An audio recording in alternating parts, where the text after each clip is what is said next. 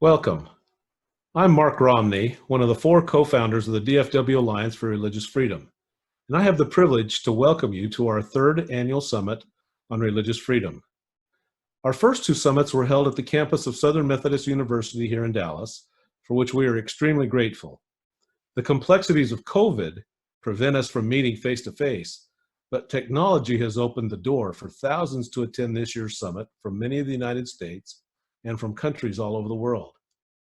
Our summit will include a keynote address and 6 panel sessions over 3 days that relate not only to religious freedom in an age of COVID, but also the manner in which current affairs affect the religious freedom rights of participants in faith traditions, educational institutions, the military, and each of us in our daily lives. Speakers include well-known leaders from many faiths and professions, all experienced in matters relating to religious freedom. Each of the panel discussions will be on the Alliance website for later viewing, and we invite you to enjoy and share them all with your families and friends. Thank you for watching, and we also ask you to mark your calendars as we are planning an October 2021 summit, which we hope will be both in person and also streaming. Please let us know your ideas or questions through our website. It is now my pleasure to introduce the keynote speaker for this year's summit, Elder Ulisses Soares, a member of the Quorum of the 12 Apostles of the Church of Jesus Christ of Latter-day Saints. Elder Soares was sustained to his position in March of 2018. He is a native of São Paulo, Brazil, and brings a rich professional and ecclesiastical experience to his calling. He received an undergraduate degree in accounting and economics, and later received a Master's of Business Administration degree. He was an accountant and auditor for multinational corporations in Brazil prior to his calling as an apostle. Elder Soares served in many callings in the church, including many local callings in Brazil, then as a General Authority 70, and as a member of the Presidency of the 70. He is married to Rosana Fernandez, and they have 4 children and 5 grandchildren. Elder Soares' remarks will be provided in both English and Spanish, as will the first panel discussion, which will be moderated by Hannah Smith. Now, please enjoy our keynote address and first panel discussion, and may God bless us all. Thank you very much. Good morning. I feel honored to address this unique group of people today. I commend you for the work you do in behalf of human rights in our society. The world is a fragile place. The ground beneath our feet seems to shift and shake, and we have few solid places where we can retreat. A global pandemic continues to threaten our health and social cohesion. Economies falter and employment rises. The racial harmony we seek breaks down. Unrest in our streets spreads fear and uncertainty. People do not have the courage to speak their minds for fear of being canceled. People are trusting less and less in their leaders and fellow citizens. The political process has moved away from civility, resembling a battle over identity instead of pursuit of principle and truth. The most deep and true things about us are our faith and our relationships. But in the midst of this anxiety, it seems that we don't see each other. On the surface, we seem to be losing our way. But wherever you go, carefully stop and look. Glimpse beyond the fear and isolation that have become part of our lives. What do you see? Suffering is a common experience of humankind. The dignity of human action is all around us. In times of crisis, ordinary people become extraordinary. Physicians care for the sick, congregations stock food banks, volunteers feed the poor, humanitarians alleviate the destruction of natural disasters, and neighbors take care of neighbors in distress. Moral heroes always appear on the front lines of tragedy. Dignity is the principle upon which human rights stand.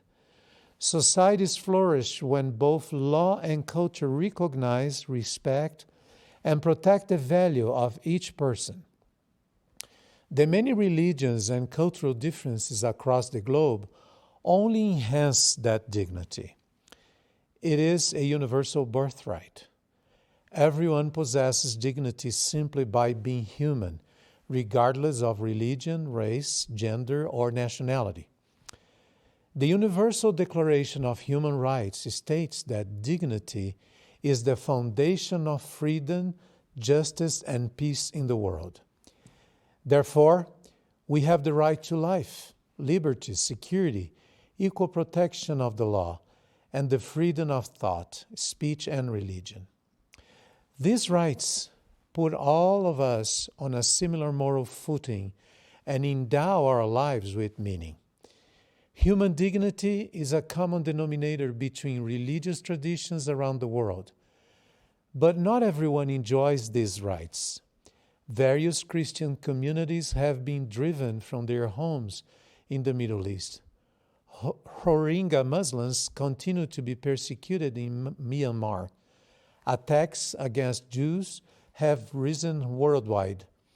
Prisoners of conscience from the Baha'i faith languish in prison.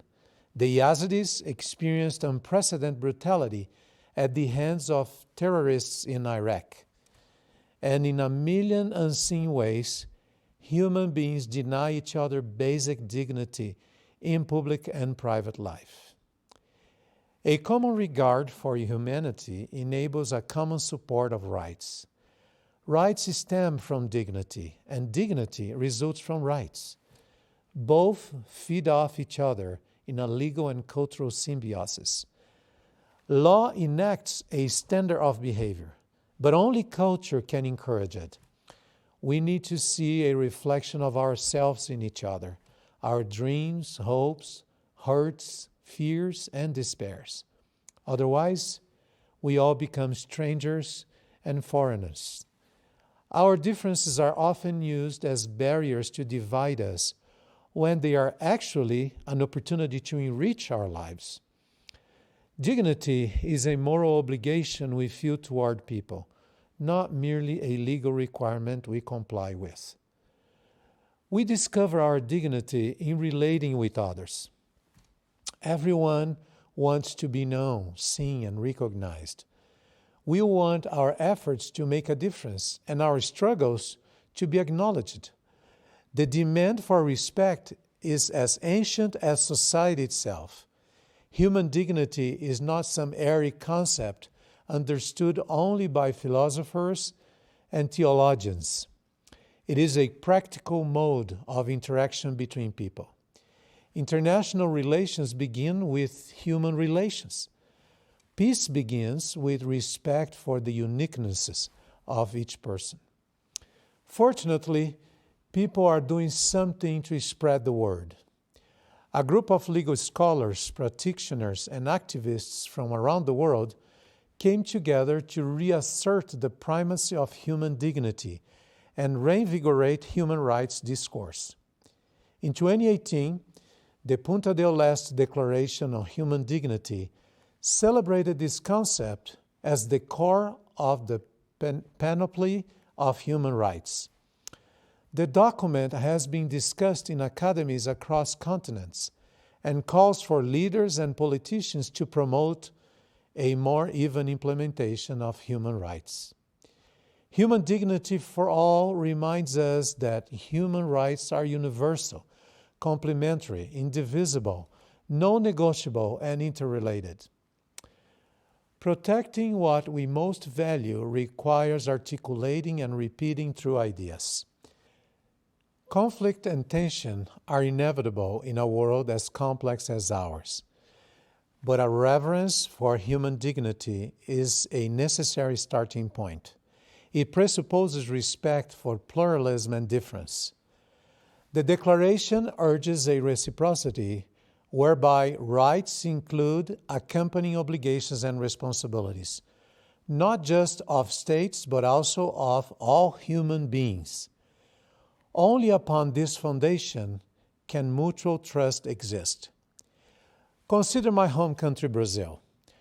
While undergoing a dynamic shift over the years from Roman Catholicism to Pentecostal, Protestant, and other churches, the population has managed to avoid broad sectarian conflict. Researcher Brian Greene said, "Given the level of religious switching in Brazil, it is particularly notable that there have been no reported incidents of hostility over conversions or proselytism. Though far from perfect, tension has been managed through dialogue between the various religious communities." The concept of human dignity may vary from culture to culture, but it acts as a constant amid a volatile and changing world. Human rights smooth out the imbalances of privilege, wealth, and opportunity. All those rights must be universally applied. Otherwise, justice becomes reduced to who is in power at the moment. Dignity is about knowing who we are as human beings. The search for ultimate meaning, whether as an individual or in community, it is a sacred prerogative. No one can impose that path on us. We must define it for ourselves. In all times and in all places, every person matters. Historically, human rights are a fairly new thing. It was not until 1948, in the aftermath of World War II, that leaders from different nations, cultures, religions, and political systems came together to establish standards of human rights that apply to everyone everywhere. Such rights have always been inscribed in our deepest hopes and aspirations for life, including the right to life, liberty, security, equal protection of the law, and the freedom of thought, speech, and religion. But we often take human rights for granted, as if they have always been around and always will be around. These rights speak for themselves, but cannot defend themselves. That is our task. We believe our rights come from God, but the care of those rights is up to us. This divine origin is important because if rights become simply what the majority of people want, then they are nothing more than a power play or mere opinion. But time, wisdom, and practice show that they are grounded much more deeply. As Alexander Hamilton, one of the founders of this nation, wrote, "The sacred rights of mankind are not to be rummaged for among old parchments or musty records. They are written as with a sunbeam in the whole volume of human nature by the hand of the divinity itself, and can never be erased or obscured by mortal power."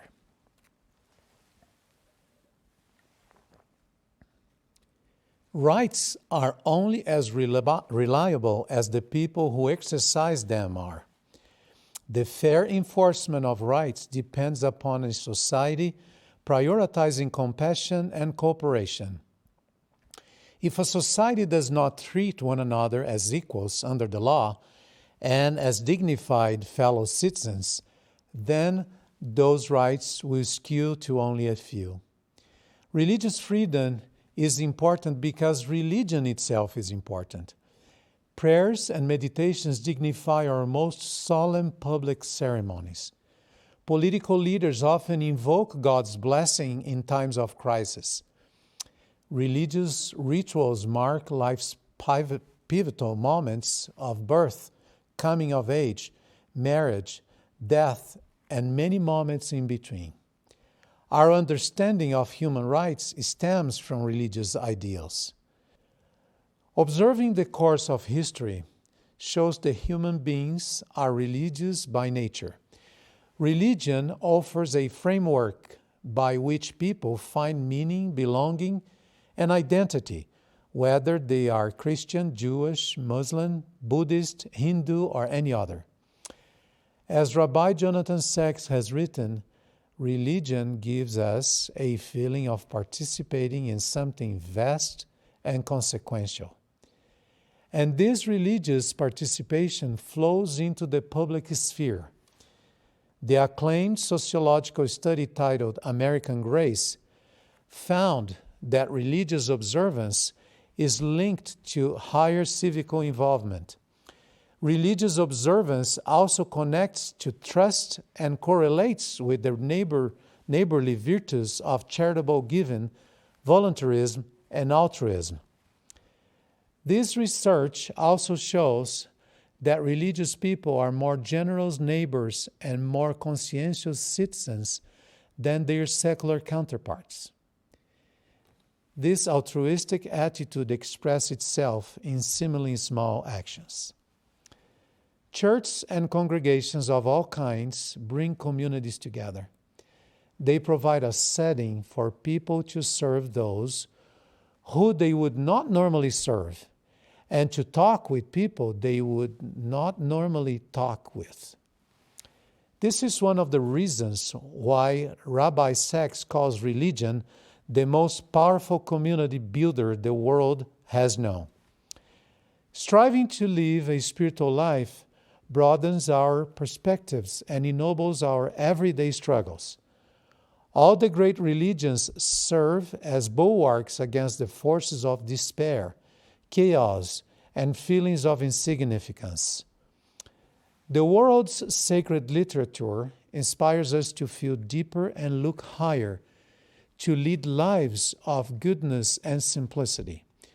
Religion teaches us to overcome the weaknesses within us and fight the injustice outside us.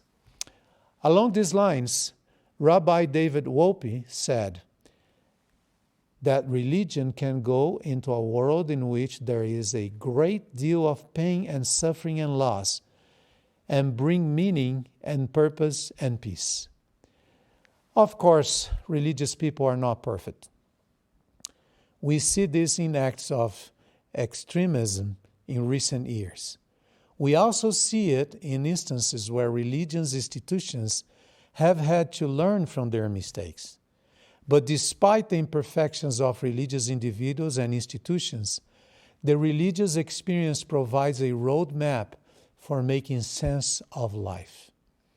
Elder Jeffrey R. Holland, a fellow leader in my church, said, "Religion has no monopoly on moral action, but centuries of religion's belief, including institutional church or synagogue or mosque going, have clearly been preeminent in shaping our notions of right and wrong.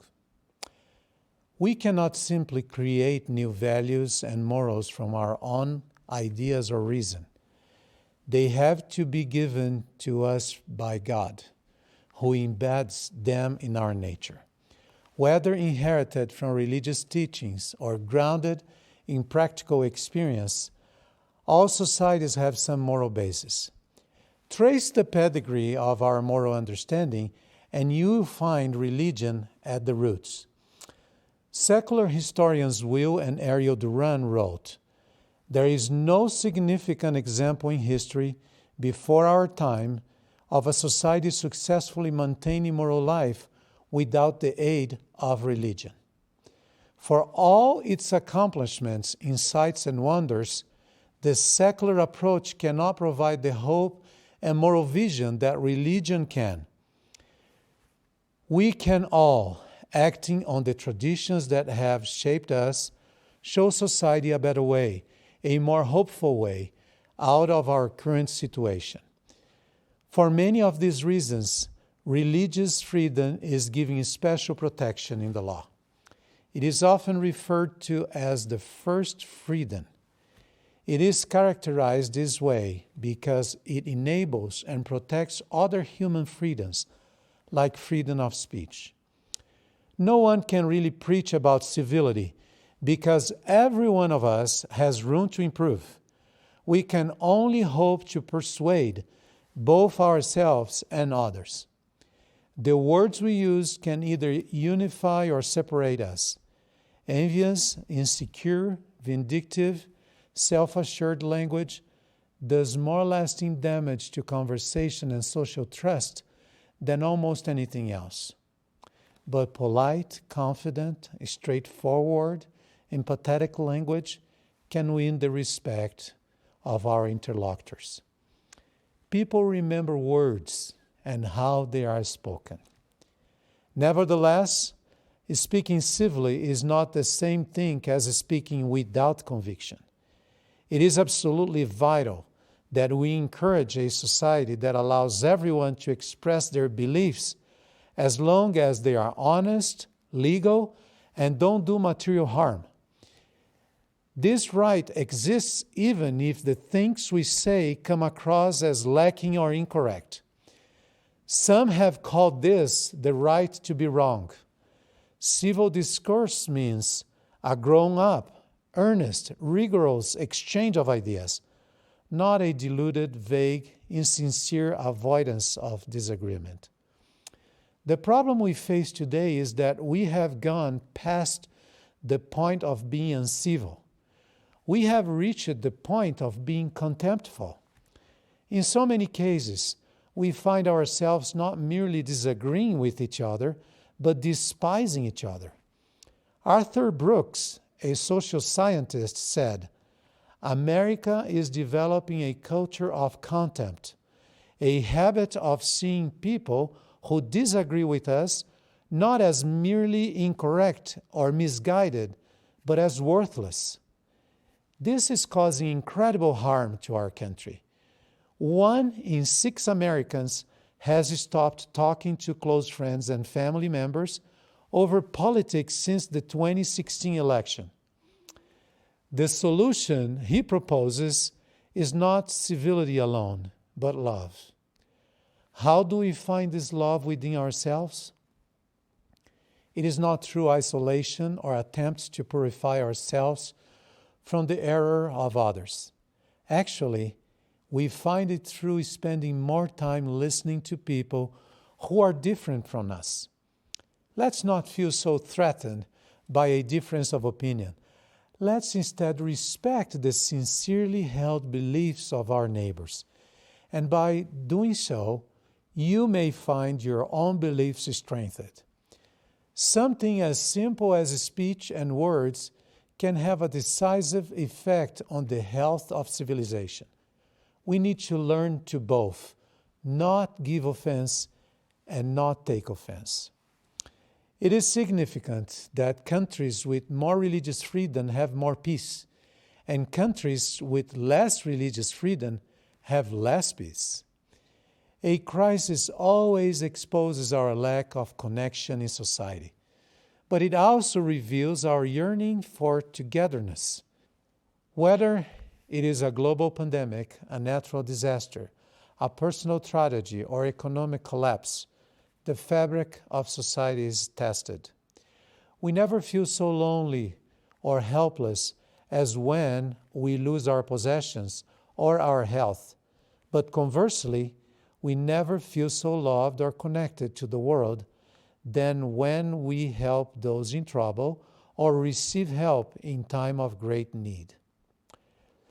Religious organizations provide the network and social ties that make this possible. One example that illustrates this mutual reliance happened a few years ago. When a local mosque in Bellevue, Washington, was destroyed by arson, a neighboring congregation of the Church of Jesus Christ of Latter-day Saints offered its chapel to their Muslim friends as a place to gather and pray. It was provided as long as they needed, free of charge. Shams Pirbai, an Islamic Center board member, said, "It was a surprise and it was very heartwarming. That means a lot to me and to our whole congregation." When asked why they offered the building, a local Latter-day Saint representative said, "It's really very simple. It is just neighbors helping neighbors. Jesus said, 'Love your neighbor.' They're right next door. How can it be more obvious than that?" A lot of small actions like this add up to build social trust, strengthen friendship among society, and ensure that we defend each other's religious freedom. Thank you very much.